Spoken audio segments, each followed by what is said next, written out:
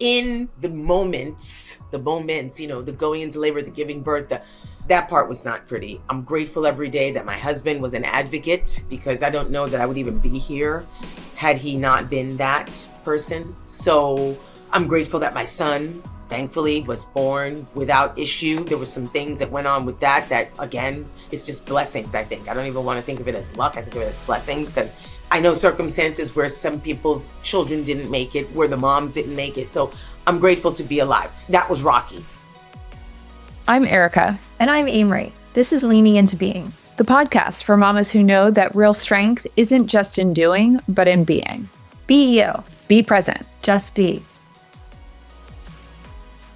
Amory, on today's Leaning Into Being podcast episode, we are sitting down with Nicole Young. She is the CEO and co-founder of the highest rated flavored whiskey brand, Frisky Whiskey. She is the first and only Black woman to own a flavored whiskey brand.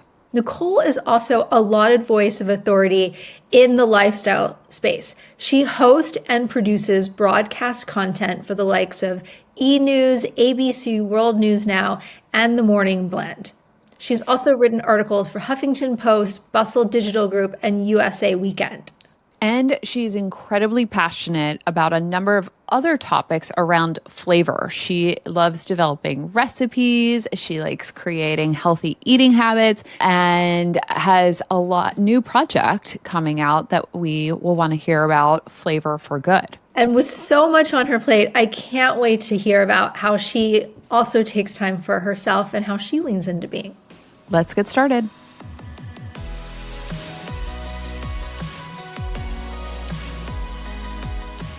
Well, Nicole, welcome to our Hello Mamas podcast. Let's start with your journey into motherhood. Can you share a little bit about stepping into this role as a mother?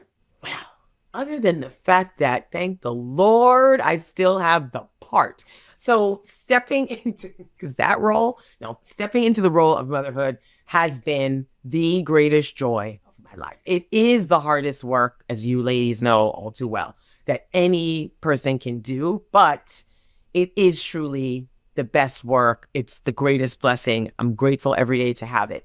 With that said, it is the hardest work, and doing that work while doing professional entrepreneurship work is the Lord's work. No, it's very, very hard. It's hard work. It's been both gratifying, also humbling at the same time. I am someone who I did a lot of things professionally before becoming a mom, and I'm very grateful for that, because I feel like sometimes the speed that you need to do a lot of things, I'm someone who likes to do a lot of things at once. I was raised to put all your talents to work, W-O-R-K and E-R-K, no, to put them to work while you can. If you know how to do something and you can monetize it, and it's not going to drive you insane, and it's not too far away from the other things, like there is no one day job. Use your day to do what you know how to do. That's what I was raised to do. That's what I saw my parents do. So for me, it's like the speed that I had before motherhood, for many reasons, to do all those things. I'm so glad that I did those things, because becoming a mom, it felt like it was easy at first. I was blessed that, I didn't have a baby at 25. I was what they consider a little older. I didn't have trouble conceiving. I had trouble getting him out. Some of that, no joke, is just due to, and I say this lightheartedly, but it's not a joke, it is due to giving birth while being Black. It's a different set of rules. It's a different ball game, and it poses different challenges. And so in the moments, the going into labor, the giving birth, that part was not pretty. I'm grateful every day that my husband was an advocate, because I don't know that I would even be here had he not been that person. So I'm grateful that my son, thankfully, was born without issue. There were some things that went on with that again, it's just blessings, I think. I don't even want to think of it as luck. I think of it as blessings, because I know circumstances where some people's children didn't make it, where the moms didn't make it. So I'm grateful to be alive. That was rocky. The recovery from that was rocky. He's 7.5, and sometimes I'm like, damn, I'm still recovering from that. And I mean in the physical sense, not pretty at all. So But that also, I think, gave me a baseline for what this whole journey is. You hear, and I heard constantly that, if you have a natural delivery, which I don't even know what that means, but if you have a natural delivery, then you should be back to normal in 6 weeks. That's a lie. That's a straight up lie.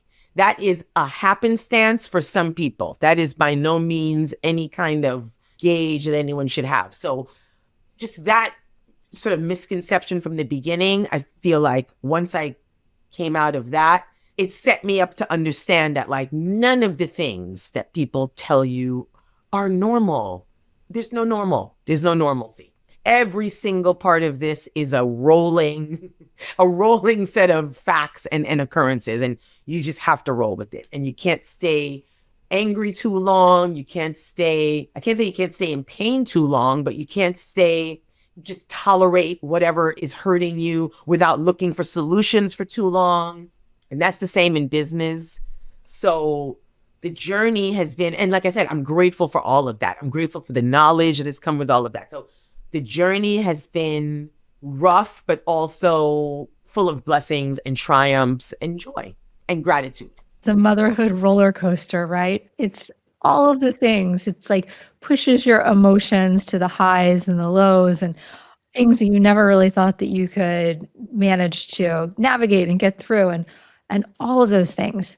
So Nicole, the name of our podcast is Leaning Into Being. What does that mean for you? You have such a full life. What does it mean for you to slow down and take some moments of presence between all of those many hats that you're wearing? Slow down?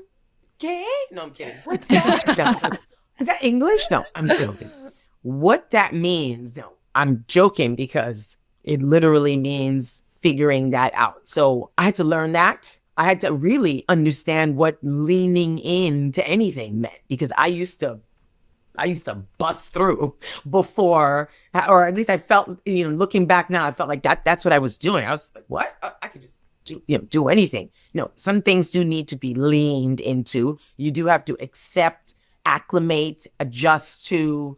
So slowing down is one of the things that I had to really understand how to do that and why it's important. So for me, what that means is trying to have somewhat of a sort of rigid concept of my schedule and what can fit and what cannot fit and what has to be prioritized and when I have to hit a pause. Because if you don't pause, then you just start, it's kind of like not stopping at a traffic light. What happens? You can crashing, accidents everywhere, crashes. So I have had to learn how to slow down and then find things that I can actually slow down and do, because it's easy to say, or at least I used to think it was easy to say, I'm going to make time to meditate. Well, no, because what does that actually mean? Sitting there and trying to zone out for a while became running that list in my head, telling my husband and son, like, I need you guys to I need that quiet time so I can meditate. But I wasn't really meditating. I was really just making lists in my head and doing other work. And so that's not really, that didn't work for me. So figuring out what I can really do to slow myself down. Does that mean trying to figure out how to get a massage, trying to figure out when I can maybe do a different workout routine? Because even, like I said, even the things I do to slow down, sometimes it's like, because it's so routine, I use that time to just do more work. So I have to challenge myself. So maybe now I'm going to go and do some kickboxing workout, because if I don't pay attention to that and allow myself that brain focus on that, slow down, stop working, I'm going to bust my ass. So I have to pay attention to what, Pay attention to that. It's figuring out what slowing down means and then actually doing those things so that I can recharge, reset, be better, be more focused in the end. Let's double click into that, because you mentioned a few things, and I know that you have a philosophy of treating our bodies to the best and how that has clearly tied into your role in finding presence with all of the things and that you have going on. What does that mean for you? And is there a particular practice or place or even recipe that helps you center? Yes. So my whole thing about treating your body to the best is, I mean that across the board. Whatever you're doing, It doesn't mean it has to be like the most expensive or the most luxurious, it's best in the relative sense, but it's also what choice can you make that is going to be the best? So if it's about what you're eating, I'm a flavor first kind of girl, but I'm also into mindfulness, and it's such a cliche thing, but moderation. So I'm not going to say that everything that I cook is 100% organic, but because I don't even know if that's always the best, but I do make the choices that I know are the best for my body. I like to listen to my body. I know what makes me feel good when I'm eating it. I find cooking to be, really cathartic, really like a therapy in addition to something that I'm good at and that I've made work out of. But I like to rely on, I do have a go-to dish. Like I love roasted salmon. It's something that I love the taste of it. I love the texture of salmon. I like the health benefits of, not every kind of salmon is healthy, but there are health benefits to salmon prepared certain ways. I love dark leafy greens, and I like spice. I like to treat myself to a really great meal with what I love to cook, with what I know my body responds well to. That's what I mean by the best. I make whiskey. That's one of the things that I do for a living. I'm a whiskey brand.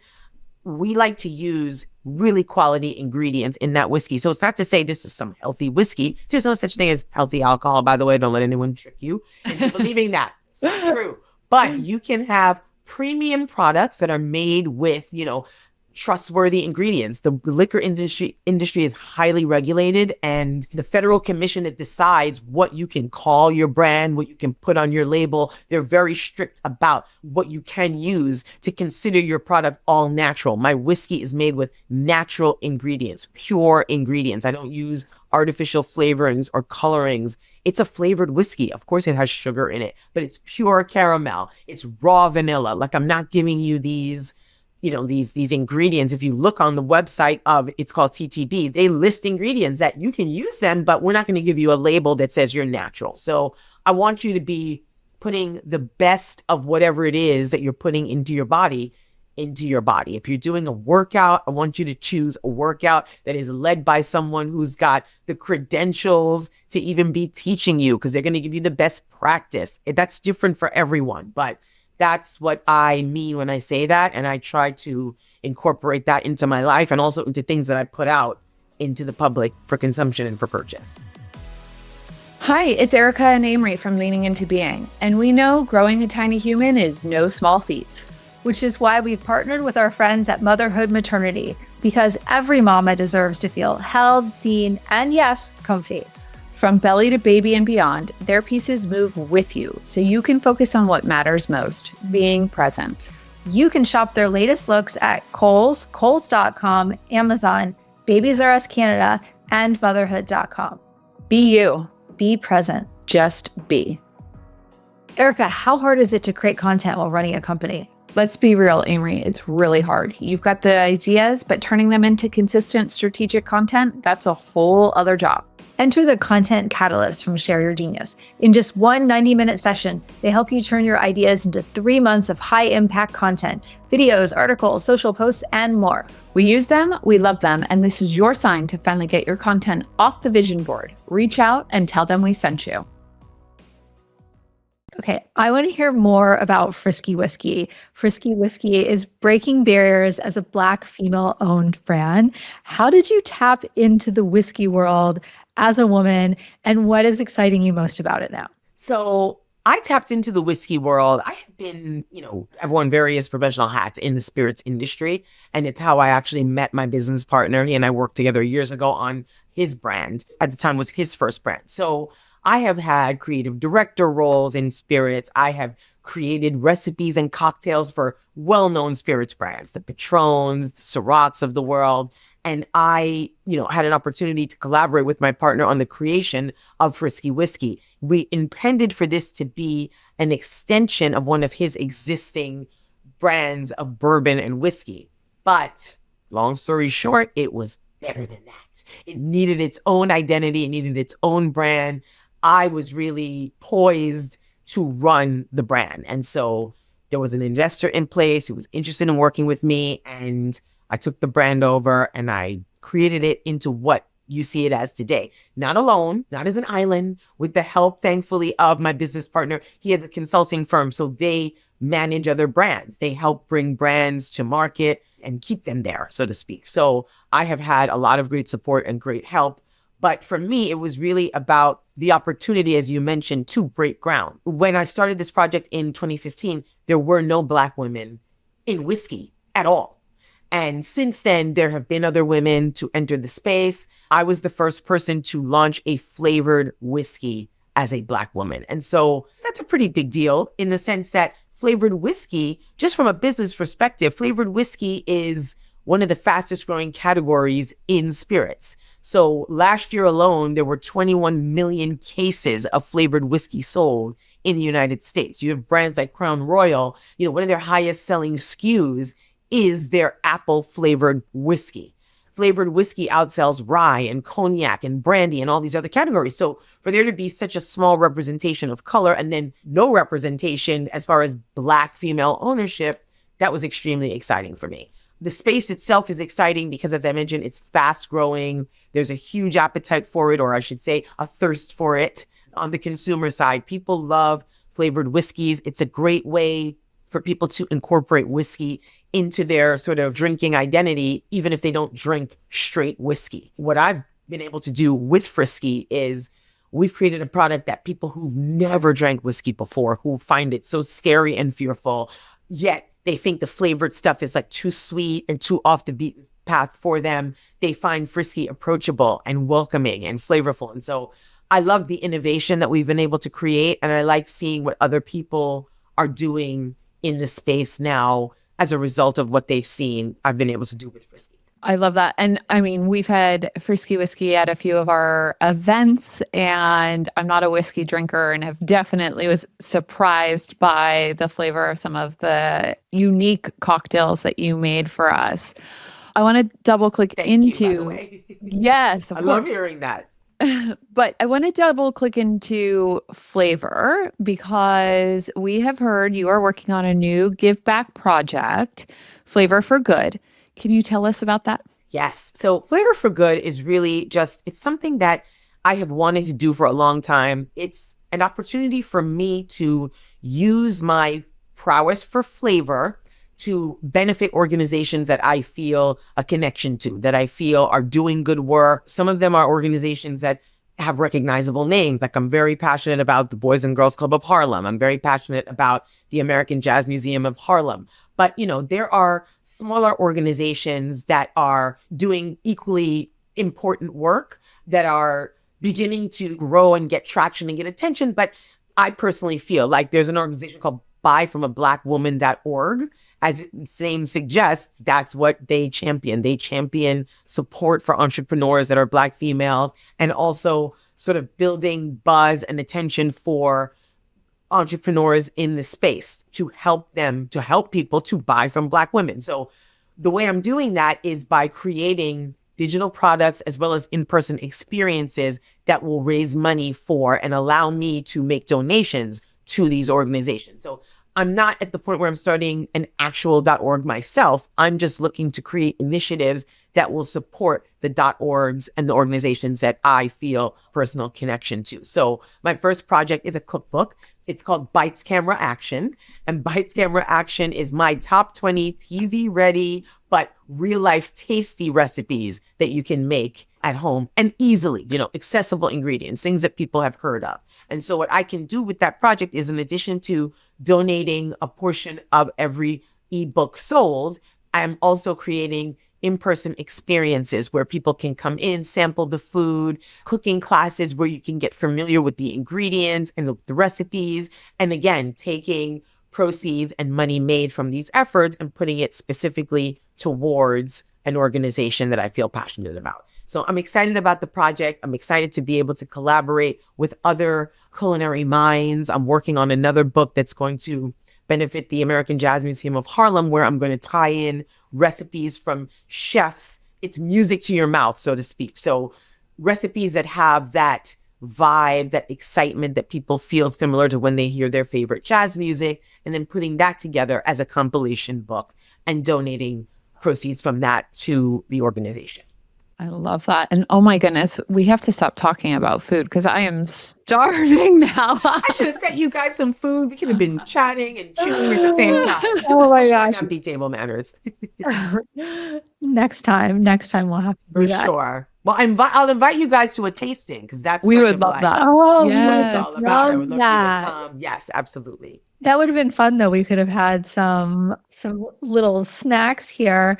And as someone who has both written and speaks a lot about the art of juggling and all, what advice would you offer to moms who are looking to pursue their own passions as well as their careers? I would first of all encourage any mom that wants to pursue any professional passion while in the depths of motherhood to do that, because it seems like it may feel insurmountable, but there is a lot of joy and a lot of fulfillment that comes from knowing that you are not just caring for your family, but you're also caring for your own, your own personal needs. But I would also say that you want to try your best to be as organized as possible, whatever that means for you. Not everyone can have a personal assistant, but maybe you can have a virtual assistant. Not everyone might be able to have, some big office space to go to if you're self-starting, but perhaps you can carve out a corner of your home that is your dedicated space that you can just sort of lock in and use that as your workspace,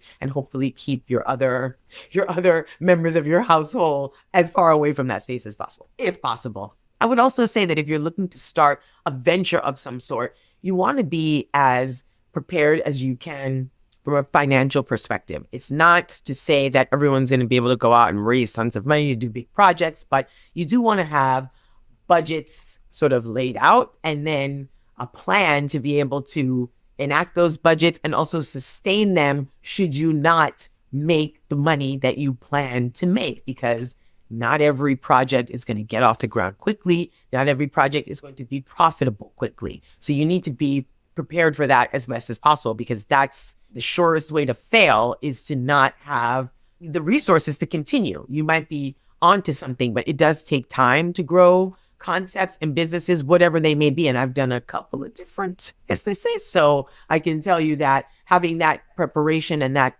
it's like a safety net. You have to think of it as, to be able to sustain your business and to be able to pay the expenses involved in maintaining the business for a period of time, even if you're not being able to put money back in through profits. So I think having that preparation in advance is key. I also think that having some sort of vision, I said in the beginning that, everything is it's always ever changing and there's no right or sure path that anyone can be on, especially if you're a mom, because your life schedule is it's inevitable that it's going to interfere at some point, cross over, be in the crosshairs with your work schedule. But you do need to have some sort of clear vision of what your timeline is for, what your goals are and what the markers are going to be for whatever business that you want to enact, just so you can gauge whether or not you're on the successful path and have an idea of where you may need to make changes and where you may need to stay the course. Well, it's so true. I mean, we've had a number of conversations in our podcast around not only the financial savviness of being an entrepreneur, but also being financially savvy at home, right? You need to look at how important financial literacy is particularly for women, particularly for moms, and being able to ensure that how you're budgeting is going to make sure you're meeting your expenses and what are your needs and satisfying the family and all the things. So it's definitely a relevant conversation, whether you're building a business or ensuring the health and sustainability of your family. Nicole, I love just connecting with you overall. I can't believe we're almost at time. You have had so many incredible experiences as of late. What is ahead? What are you most excited about, both personally and professionally? Personally, I'm excited about, it's personal and professional. I'm excited about my new venture, which is Flavor for Good. I'm really excited to have that sort of roll out and be able to feel like I'm putting these skills to work, but I'm putting them to work in another way, which is going to allow me to do something that I've always wanted to do, which is feel like I'm, putting my talents for good use, Flavor for Good, putting it to help other people. But I'm also personally excited about my son finishing second grade. It's like every year it's going so fast. Second grade has been, every year feels like, well, this is the first time we're really in big kid school, but this really felt like big kid school. And I'm excited for him to feel like he's completed this really big year for himself and advancing academically. It's a great joy to watch your kids. It's bittersweet because it is sad at the same time, but it's a great joy watching him do these things and academically move on and move up. And I'm excited about that. Professionally, I'm excited about Frisky expanding. We're looking into moving into a couple new markets the second and third quarters of the year. So I'm excited about that. I'm excited about bringing the brand to a wider audience. And every day is an experience and an opportunity to bring new people over to the Frisky side of whiskey, as I like to call it. So I'm looking forward to that. And, I'm just grateful to be able to do all the things that I do and to every day engage people to be more confident in business, in the kitchen, in motherhood, and just in life in general. Amazing. Well, as Erica said, we've come to the end of our conversation. But before we go, we always like to ask this one last question. What is one moment that you either can't believe you survived or that you're still laughing about? It's a little bit of both. I can't believe I survived a fiasco with my brand. So long story short, my bottler in Charleston, South Carolina, went through some things, their company, and they ended up getting basically like shut down by essentially the U.S. Marshals with hundreds, not tens, but hundreds of my cases of whiskey locked up in their facility. And it's not just, you would think, okay, they're dealing with what they're dealing with, but can't I just go in and extract my bottles? And no, because the liquor industry is so highly regulated, restricted, you can't just move liquor from one place to another. So their huge problem quickly became my huge problem. And when I say huge problem, I mean huge problem because I'm a small company, but I am doing big business. So to be able to have people like Total Wine placing orders, but not being able to fulfill those orders because it's not like you can just grab some bottles from somewhere, pour some more whiskey in and send them out. It's one of the obstacles and challenges that it can, first of all, it can cripple your business. It can put you out of business. But even once you start to figure out a resolution, just emotionally, it's completely taxing. It is really hard. It involves a lot of work, a lot of explaining. Like I had a lot of explaining to do because people don't care that that's their problem. My retailers, their problem right now is that they didn't have the bottles to put on the shelf. So somebody else's problem, they don't really care about. And I am shocked that I'm still alive. I'm grateful that I'm still in business and that Frisky lives to sell another bottle despite that. Nightmare of an occurrence. That is a nightmare. Oh Nightmare. my gosh. Nightmare. But these are the things that happen in business. And this is why I say you have to make sure that you can sustain your business, that you can maintain your business, and that you have hopefully a group of teammates, because running a business, at some point it does require a team, and your teammates have to be willing to play and willing to be solutions based and helpful when crises occur because they're inevitable. So true. Thank you so much for being on our podcast. It's been a pleasure laughing with you and just enjoying your energy and learning so much about what you have been up to. I can't wait to see all of the things and try your recipes because I'm really hungry. I know, I'm starving. And see all of your things that are coming out. I can't wait to check out your cookbook too. So many exciting things. Thank you so much for sharing your afternoon with us. Thank you guys so much. I really appreciate it. Mama, you are doing enough. You are enough. So take a breath, lean in, and just be. Be you. Be present. Just be.